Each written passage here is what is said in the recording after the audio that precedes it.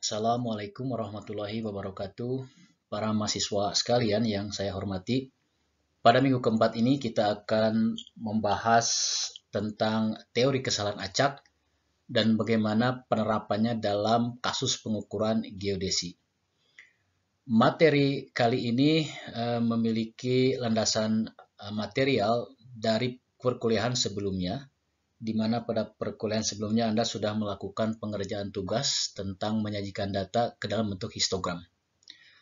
Nah, teknik membuat histogram dan teori terkaitnya akan kita kembangkan dan kita terapkan dalam kasus pengukuran geodesi. Dalam kaidah pengukuran geodesi dikenal beberapa postulat yang itu merupakan sifat bawaan alamiah dari kegiatan pengukuran. Postulat yang pertama menyatakan bahwa setiap pengukuran atau kita simbolkan dengan Y0 mengandung kesalahan. Kita simbolkan dengan epsilon. Nah, sayangnya besarnya kesalahan tersebut tidak bisa kita ketahui ya. Nah, karena kesalahan ini tidak bisa kita ketahui, maka nilai sebenarnya dari objek yang kita ukur tidak bisa diketahui. Oleh karena itu, maka tidak ada pengukuran yang bersifat pasti. Jadi arti dari postulat ini adalah kita harus aware bahwa kegiatan pengukuran kita itu pasti memiliki kesalahan. Nah, sayangnya kita tidak tahu berapa besarnya kesalahan tersebut. Nah, dalam bahasa matematika, postulat ini bisa ditunjukkan ke dalam persamaan limit seperti ini, ya. Jadi artinya apa? Kesalahan akan selalu ada, oleh karena itu pengukuran akan terdeviasi dari nilai sebenarnya. Nah, supaya pengukuran itu mendekati nilai sebenarnya, maka kesalahan harus kita minimumkan. Jadi dua pesan dari postulat ini adalah, satu, setiap pengukuran punya kesalahan dan tidak bisa dihilangkan. Nah, yang bisa kita lakukan adalah meminimalkan kesalahan. Mari sekarang kita tinjau terlebih dahulu jenis dan sumber kesalahan ya. Berdasarkan jenisnya, kesalahan dibagi 3 kategori, yaitu blunder, sistematik, dan acak ya. Kesalahan blunder ini merupakan kesalahan besar atau kesalahan akibat kelalaian manusia sebagai salah satu sumbernya, atau bisa juga kesalahan ini disebabkan oleh kejadian yang tiba-tiba terhadap alat ukur kita.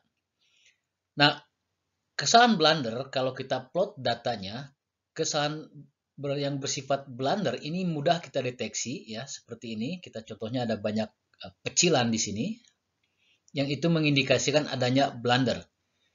Jadi blunder itu terdeviasi cukup jauh dari pusat distribusi data.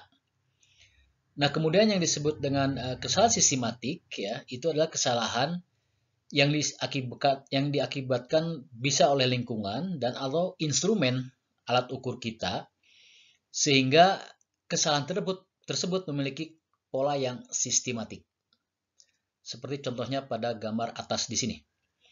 Nah, sedangkan kesalahan acak itu kesalahan yang tidak bisa kita modelkan dan tidak memiliki penyebab yang jelas, dan dia bersifat fluktuatif di sekitaran suatu nilai tertentu.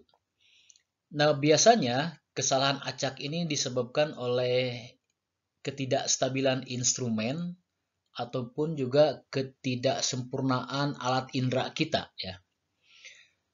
Nah, para mahasiswa sekalian, di antara semua jenis dan sumber kesalahan ini, dalam perhitungan geodesi, dua kesalahan utama yaitu blunder dan sistematik harus kita hilangkan.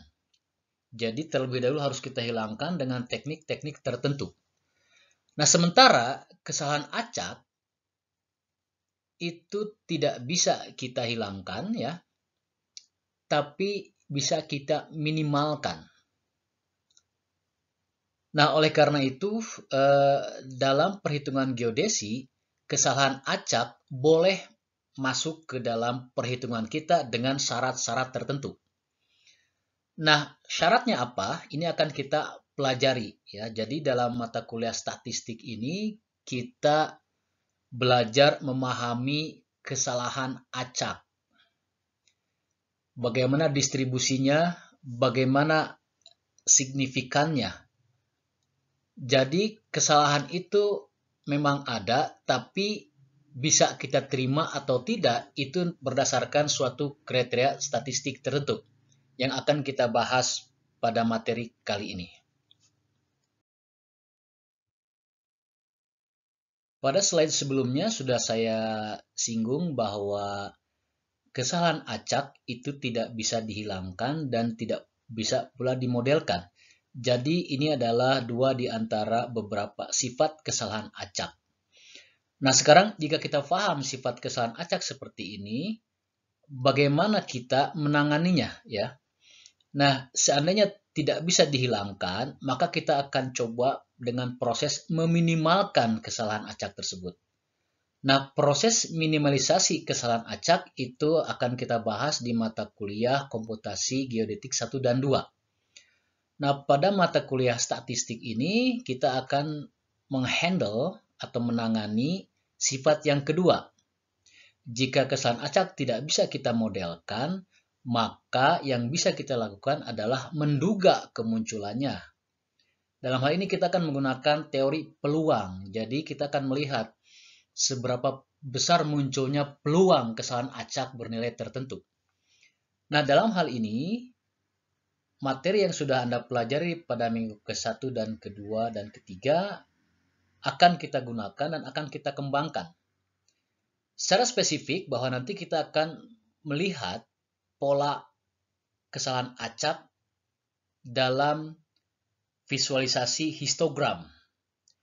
Nah, nanti dari histogram ini ada banyak hal yang bisa kita gali yang itu mencerminkan distribusi dan karakteristik kesalahan acak. Nah, para mahasiswa sekalian, ini adalah akhir dari pembahasan topik pertama. Kita akan lanjut kepada topik kedua tentang teori dasar peluang.